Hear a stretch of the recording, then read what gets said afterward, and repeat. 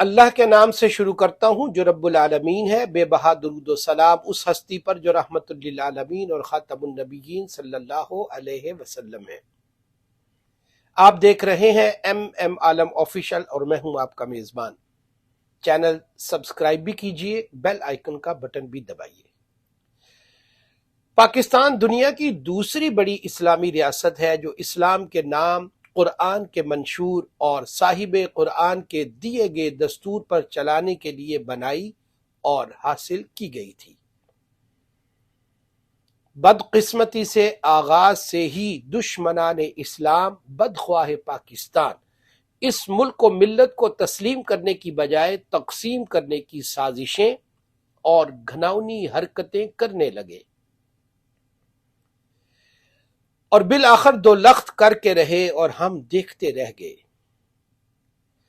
افغانستان سے روس کی ناکامی اور پھر اپنے آپ کو سپر پاور ماننے والوں کی خفت و بدنامی کے بعد جو شیطانی حربہ اور حملہ کیا گیا وہ یہ تھا کہ دنیا کی بہترین فوج اور اس فوج کا عوام سے محبت کا رشتہ کس طرح توڑا جائے۔ ان کا کلیم یہ ہے کہ اگر افغانستان سے ہمیں جوتے پڑے اور بخیے ادھیڑے گئے ہیں تو اس میں پاکستان کی آرمی کا ساتھ اور بہت بڑا ہاتھ ہے۔ دشمنان پاکستان کو عادت تھی اپنے پالتو رکھنے اور مرضی کے مطابق برتنے کی۔ پاکستان میں ایک نہ ڈر، بے باک، جرت مند لیڈر آ گیا جو ایبسلیوٹلی ناٹ کہنے کی جسارت کر بیٹھا، جو اقوام متحدہ میں للکارنے، جو شیر کی طرح دھاڑنے اور منافقوں کو لتاڑنے کی جرت دکھا بیٹھا۔ پھر سازش کی ایسی چال چلی کہ اپنے بھی اس چال کے جال میں جا پھنسے اور ملک و قوم کو کنگال، عوام کو بدحال کر دیا گیا۔ جس قوم کے بچے، بوڑھے، مائیں، بہنیں اپنی افواج کی بلائیں لیتی تھیں، بد دعائیں دینے لگیں۔ جن کو سلوٹ کر کے دل کو خوشی ہوتی تھی ان کو دیکھ کر خفگی چڑھنے لگی۔ بس یہی ان قوتوں کا مقصد تھا، یہی تو ان کا ٹارگٹ تھا۔ اپنوں میں سے ہی بچہ جمورہ لے کر اپنا کام پورا کر گئے۔ آج بیرون ممالک رہنے اور ملک کا درد سہنے والے جب اپنے ازلی دشمن سے سنتے ہیں کہ ہم تو پہلے ہی کہتے تھے پاکستان کی افواج ہمارے ملک میں دہشت گردی کرواتی ہے، اب تو آپ کے اپنے بھی نعرے لگا رہے ہیں یہ جو دہشت گردی ہے اس کے پیچھے وردی ہے۔ بدبودار منہ مردار ہندو کی یہ سن کر سوائے دانت پیسنے اور شرمندگی کے کچھ نہیں کہہ پاتے۔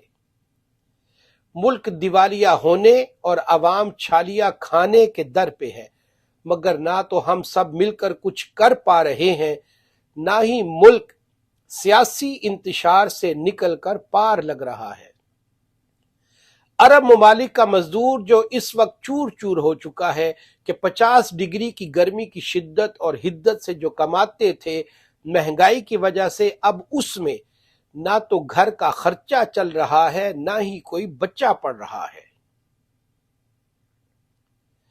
بل اتنے زیادہ ہیں نہ بلب جلا سکتے ہیں نہ چولہے پہ روٹی پکا سکتے ہیں، بچوں کو پال سکتے ہیں نہ ہی بوڑھے ماں باپ کا علاج کروا سکتے ہیں۔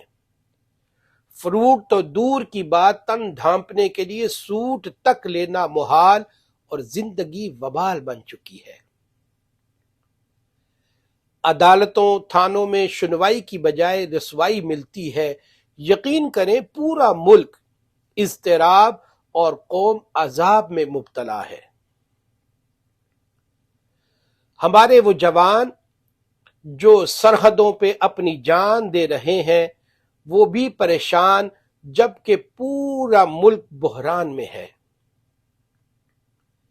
کوئی نگہبان ہے نہ پرسان، پوری دنیا کے شیطان پاکستان کو زندوں کا قبرستان بنانے کی اڑان میں ہیں۔ ایسے میں ملک، قوم، افواج اور اداروں کی یکجہتی انتہائی ضروری ہے۔ ملک ہے تو فوج اور عوام کی موج ہے۔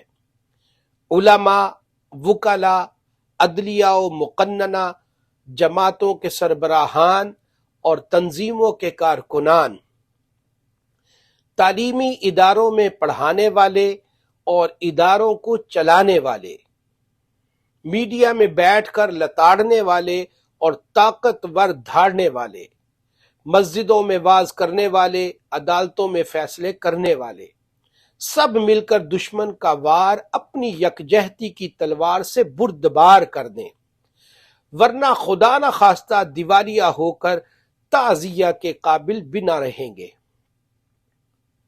قرآن کہتا ہے ان اللہ لا یغیر ما بقوم حتی یغیروا ما بانفسہم، خدا تعالیٰ اس قوم کی کبھی حالت نہیں بدلتا جس کو نہ ہو خیال آپ اپنی حالت کے بدلنے کا۔ اپنے میزبان ایم عالم کو اجازت دیجیے۔ اللہ نگہبان۔